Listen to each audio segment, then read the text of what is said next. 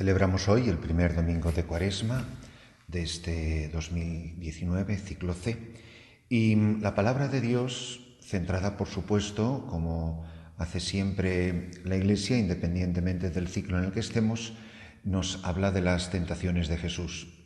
Sin embargo, creo que para poder entender el sentido profundo de lo que la palabra de Dios nos quiere comunicar en este pasaje del Evangelio de San Lucas, en el capítulo 4 al principio, es importantísimo que nos fijemos en la segunda lectura del apóstol San Pablo a los romanos, porque sin entender el dilema de la fe, el misterio de la fe, no podemos entender qué es lo que está pasando en el desierto, en este combate entre Jesús y Satanás. Dice el apóstol, ¿qué dice la Escritura? La palabra está cerca de ti, la tienes en los labios y en el corazón. Se refiere a la palabra de la fe que os anunciamos. Porque si profesas con tus labios que Jesús es el Señor y crees con tu corazón que Dios lo resucitó de entre los muertos, serás salvo. Aquí está la clave, porque Jesucristo nunca se va a manifestar tanto como Mesías como cuando entra en esta etapa de su vida pública y comienza, después de su bautismo, con las tentaciones por parte de Satanás en el desierto. Y aquí es importantísimo aclarar el sentido verdadero de la fe, es decir, el sentido católico de la fe, en contraste con la doctrina protestante o la doctrina de Lutero y sus seguidores. Por eso, para entender la doctrina de la salvación, no nos podemos limitar a unos versículos de la Biblia y dejar de lado otros. Tenemos que ser fieles a la palabra de Dios, que es precisamente lo que va a hacer Jesús cuando se enfrenta a Satanás en sus respuestas. Tenemos que ser fieles a la palabra de Dios en su integridad. Por eso hay muchísimos pasajes que nos hablan de la salvación. Y si no los entendemos en sentido católico y nos dejamos iluminar por el magisterio de la Iglesia, al final vamos a caer en las mismas contradicciones que han caído los que se han separado de la comunión. Por eso es importantísimo aclarar que la Iglesia católica siempre ha enseñado que somos justificados solo por la fe en Jesucristo. Esto es doctrina católica, porque Él ganó nuestra salvación con los méritos de su pasión. Nadie se salva por sus propios esfuerzos únicamente. Los esfuerzos de toda la humanidad no merecen el cielo. Y ya es doctrina de la Iglesia católica que nosotros no podemos salvarnos a nosotros mismos si no es por la gracia de Dios. Entonces, esto es importantísimo aclararlo, que nosotros, los católicos, creemos que la salvación es un don gratuito alcanzado por Jesucristo por su misterio pascual. Por eso, cuando, por ejemplo, Lutero habla de la sola fe, nadie lo discute, es verdad, solo que no puede estar en oposición a la fe en oposición a la caridad y al amor, porque si la fe es mirar a Cristo, es unirse a Cristo, adherirse a Cristo, que es la palabra que usa preciosamente el Catecismo de la Iglesia Católica, encomendarse a Cristo, unirse a Cristo, ir configurándose con Jesucristo nuestra vida y nuestras obras, nuestra existencia. Si la forma y la vida de Cristo es el amor, si Dios es amor y yo estoy llamado por la fe a adherirme a Cristo, que es amor, entonces creer es conformarse a Cristo y entrar en su misma existencia, que es amor.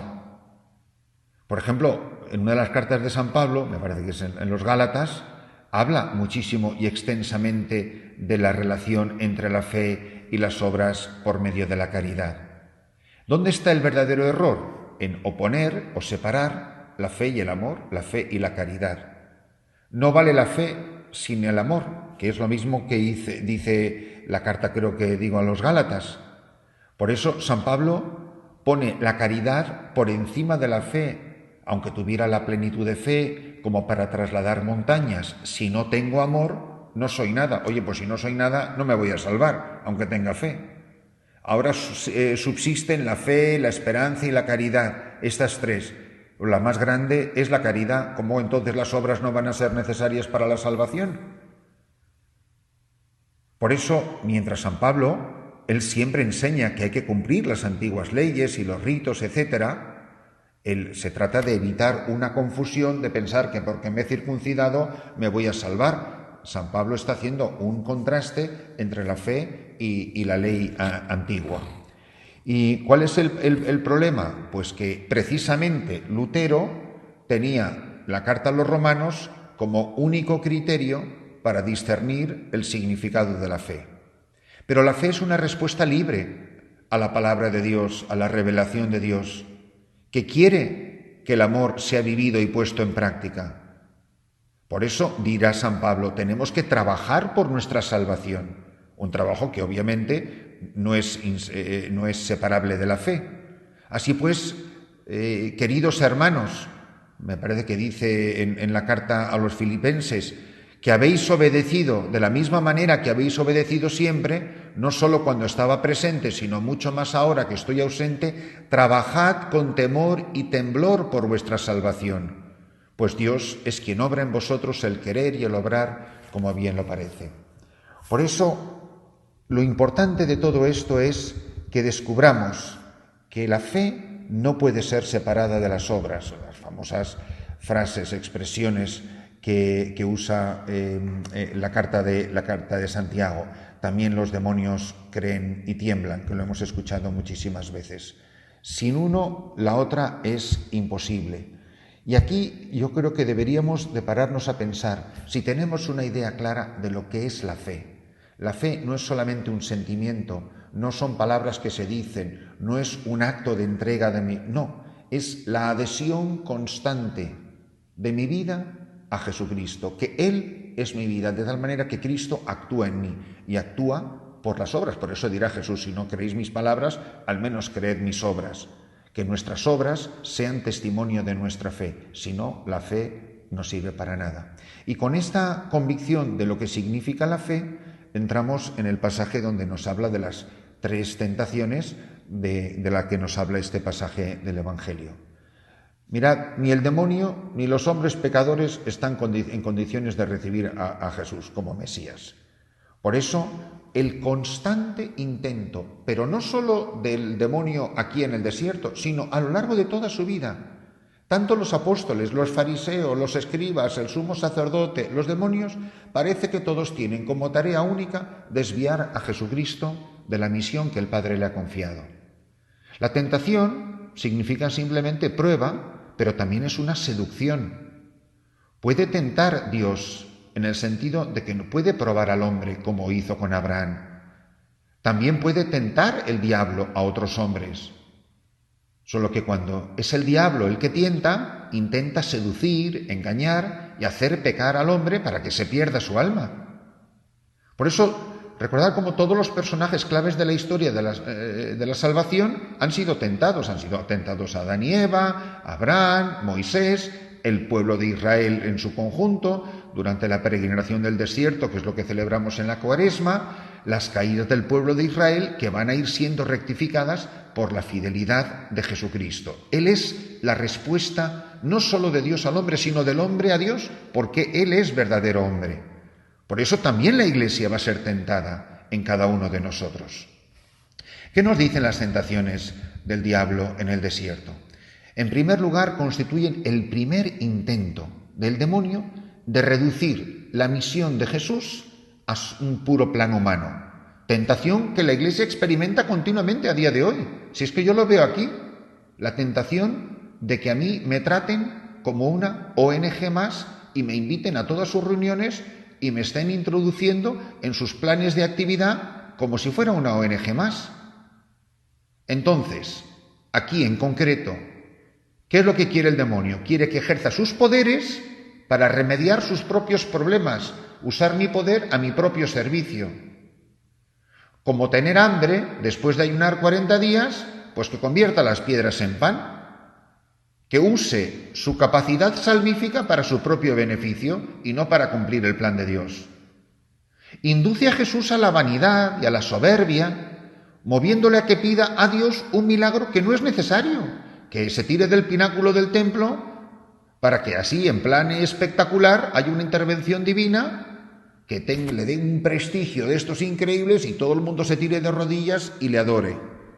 La tentación de la soberbia frente a la humildad del Mesías. Pero si es que esta tentación se la van a decir cuando está sujeto con 3 clavos al madero de la cruz. Si eres el Hijo de Dios, bájate de la cruz. Vamos, os digo yo, que si se hubiera bajado de la cruz en ese momento, no haría falta ni un misionero que se había convertido a lo mejor la tierra entera en ese instante.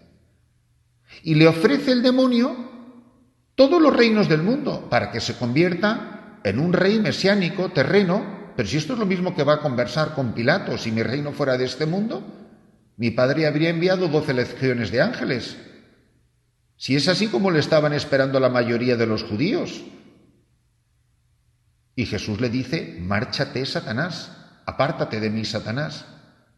Estas tentaciones son las que se van a repetir a lo largo de toda la vida de Jesús. Y se van a repetir en la vida de la Iglesia y en la vida de cada uno de nosotros. Pero Jesús es el que nos va mostrando el camino, la fidelidad a la misión divina de salvación, el no dejar que esta misión se reduzca a una tarea terrena. Por eso ser creyentes, ser cristianos, nunca va a ser un motivo de éxito o de prestigio humano. Si esto yo lo veo en el clero y lo veo en mí mismo y lo veis vosotros en vuestras propias esferas. ¿Cuántas veces nuestros grandes afanes hacen que nos pongamos a nosotros y nuestro prestigio humano, aunque sea prestigio clerical o lo que sea, por encima del bien de la salvación de las almas? Lo importante, y lo que quiere subrayar aquí Jesucristo, es el sacrificio de la entrega de la vida para que se cumpla el plan de Dios. Pero fijaros, por ejemplo, cómo los escribas y los fariseos continuamente están haciendo el papel del demonio. Le pedían una señal, un milagro para tentarle, no porque querían creer en él, pero si es la misma tentación del desierto, y Jesús la rechaza con toda su energía, con toda su fuerza. Y él les va a llamar literalmente generación malvada y adúltera. ¿Recordáis cómo hay otros casos, por ejemplo, donde los fariseos se hacen amigos de los herodianos y le tientan y le preguntan y le están cuestionando que si hay que pagar tributo al César o no? La pregunta es si nos debemos de rebelar. Empezamos ya la revolución, empezamos ya la guerra civil para reducirlo a un líder político. Pero la respuesta de Jesús es de una coherencia preciosa. Dad al César lo que es del César y a Dios lo que es de Dios. Por eso Jesús siempre está protegiendo la misión y la vida de la Iglesia, para que no se convierta en un mesianismo terreno, para que no se reduzca a un simple poder político. Pero hay muchísimas otras tentaciones. Recordad, por ejemplo, cuando Jesús multiplica los panes y peces, la tentación de ceder a la aclamación del pueblo que le quieren proclamar rey. Y a Jesús no le gusta nada. Entienden que Jesús es un hombre estupendo porque nos resuelve todos nuestros problemas, que es lo que hacemos muchas veces cuando rezamos. En vez de verdaderamente querer cumplir la voluntad de Dios, estamos muchísimo más dedicados a usar a Dios como la solución mágica de todos nuestros problemas, como si el Mesías fuese un portador de milagros y la fuente de la felicidad terrena y el que ostenta el poder político. El rey Herodes desea verle, pero solamente en plan espectáculo, para que el artista haga un milagro aquí mismo. Sus mismos parientes le obligan a que haga alguna obra prodigiosa, pero Jesús lo rechaza a todos. ¿Por qué? Porque la intención que tienen no va dirigida en el camino de la salvación para la cual el Padre le ha enviado. ¿Recordáis cómo también le dice la muchedumbre: Maestro, di a mi hermano que reparta la herencia conmigo? Pero sí, ¿quién me ha nombrado a mí juez entre vosotros? Él tenía unos problemas económicos y le quiere usar a Jesús para su propio beneficio.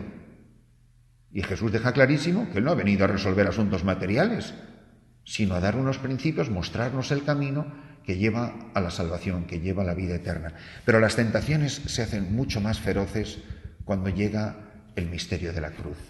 Todas las tentaciones se concentran en el fondo: si eres el Hijo de Dios, os lo acabo de decir, bájate de la cruz y creeremos.